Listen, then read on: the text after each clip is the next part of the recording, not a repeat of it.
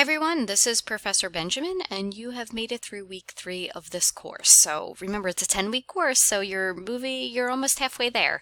After next week, we'll be really almost halfway through this course. So this week we covered consumption and waste, and we covered sustainability. So we covered these two sessions. Most of you did a great job, but just a couple housekeeping items that I bring up every class. Number one, remember, initial posts need to be at least 300 words. They need to contain paragraphs. This is a really, in our class, this is a really big issue, is that a lot of you are posting your forum posts without paragraphs. Now, I know this could be an issue if you'd like type out your posts and then copy and paste them in. Sometimes you lose the paragraphs, so you actually have to manually go in and place those paragraphs back in again, or they won't show up in Canvas. The other thing is, some of you are it's pretty obvious, some of you are writing these on your phones. And when you write on your phone, you tend to kind of lose the paragraph format. So make sure that because you feel as if you're almost texting. So you need to make sure that if you are using your phone, which of course I highly discourage the use of cell phones to submit your work in this class, but I do know sometimes it's just like the only option for you. Please make sure that you are making sure that you're not capitalizing words in the middle of sentences, and that you are using paragraphs and thoughtful sentences. So make sure of that. I do know there was an issue with the consumption and environment article this week. It went down, and I think it's because so many of my students are downloading that article, so Tufts kind of took it off their website. I am in the process of scanning my copy and then putting it up online. So be patient with me as I work through those kinks. Other than that, for the most part, you did a great job.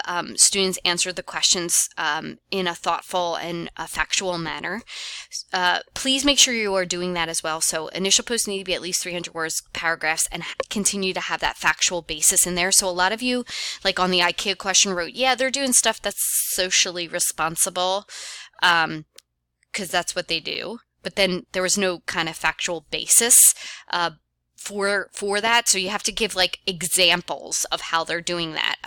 So IKEA is socially responsible, and not just because they provide health benefits to their part-time, but you need to have like a source for that information. So where's the factual basis for it? We live in this world where anyone can say anything, and it's considered fact, and that's not true. So you need to really have that factual basis that backs up what you're saying. For example, they partner with this organization. So you need to have the factual basis that's there. So, a lot of you answered those questions well. The linear system question, the system's in a line, so there's only an input and an output, and that output is not put back into the input again, which would be a closed loop system, and that's really where sustainability comes in. We really want those closed loop systems, but right now we live in a world where we just use it and throw it away, and that's going to come up to bite us at some point. I can't tell you when that's going to happen, but we are definitely running out of landfill space, and we are using resources at an astronomical rate. So that's really important there. Also, if we demand ethical products, will the companies deliver? Probably, because if we stop buying things, companies are going to have to figure out ways to get us back into the buying market again. So if we're demanding specific, if we're demanding specific, I guess, standards for what we're going to buy, then companies, of course, are going to deliver to that. The problem is that we live in this like fast-paced society where we are marketed for throwaway items that people just, having that standard is going to be really hard to do. And remember, the prices for sustainable goods are more expensive, so it's going to cut back on your consumption, because if something's more expensive, you're not going to buy as much of it. And so that is, that's the big issue, is that if we really started paying what the true cost of the product is, remember we externalize the cost of a lot of our products. If we actually start really paying the true cost of products, then we would actually probably buy less, because things would be more expensive. And so that would cut down and make our consumer consciences smaller. And so that was another question, which was, if we start renting items, will we stop buying as much stuff? And the answer is yes, of course we will. So, in my world, there's a Facebook page where it's buy nothing, and people share things that, I no longer need this, or, hey, can I borrow this chainsaw because I don't own one and I only need it for a couple minutes? So that will make me buy less stuff if I can just borrow it from somebody or rent it. So it goes back to those old kind of mentalities like, hey, can I borrow a cup of sugar from my neighbor? But we have moved away from that in society a lot. Number one is we're worried about our safety all the time. And we are also, it's just easier to go to the store and buy it than it is to kind of socialize with my neighbor. So there's a lot involved with that. Consumption and waste, make sure you look at that linear system model. Make sure you look at the story of stuff if you haven't already. And so that's kind of a recap of last week. This week, we're going to cover 2 sections. We're going to cover food and we're going to cover air. So just like in all previous sections, you have an initial post due for food by Tuesday, a response post due by Thursday, and a quiz for food due by Sunday, October 27th.